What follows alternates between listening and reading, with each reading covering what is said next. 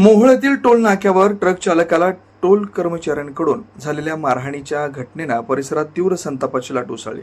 या मारहाणीत गंभीर जखमी झालेल्या चालकाला तातडीनं शासकीय रुग्णालयात दाखल करण्यात आलं।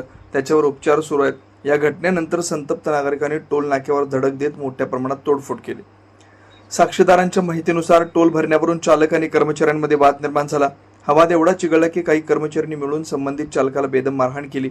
घटनेची माहिती परिसरात वाऱ्यासारखी पसरताच नागरिक मोठ्या संख्येने टोल नाक्यावर जमले आणि त्यांनी आक्रमक भूमिका घेतली।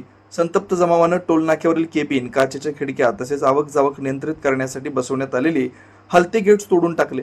काहींनी लोखंडी रॉड आणि इतर साहित्यांचा वापर करून केबिनच्या काचा फोडल्या। यावेळी परिसरात तणावपूर्ण वातावरण निर्माण झालं होतं। परिस्थिती नियंत्रणाबाहेर जात असल्याचं लक्षात येता शहर वाहतूक शाखेचे पोलीस तसेच स्थानिक पोलीस तातडीने घटनास्थळी दाखल झाले।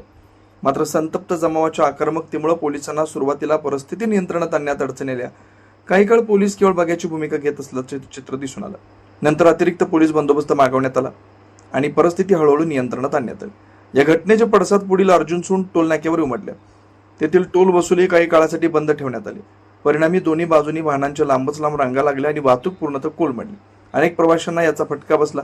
काही ठिकाणी चालकांनी रस्त्यावरच वाहने उभे करून संताप व्यक्त केला। दरम्यान जखमी ट्रक चालकाची प्रकृती चिंताजनक असल्याची माहिती मिळते। त्यांच्या नातेवाईकांनी संबंधित टोल कर्मचाऱ्यांवर कठोर कारवाईची मागणी केली। या प्रकरणी गुन्हा दाखल करण्याची प्रक्रिया सुरू आहे। सीसीटीव्ही फुटेजच्या आधारे नेमकं काय घडलं याचा तपास पोलीस करतात। या घटनेमुळे टोल नाक्यावरील कर्मचाऱ्यांची वर्तणूक, प्रवाशांशी होणारे वाद आणि सुरक्षा व्यवस्थेवर प्रश्नचिन्ह निर्माण झालं।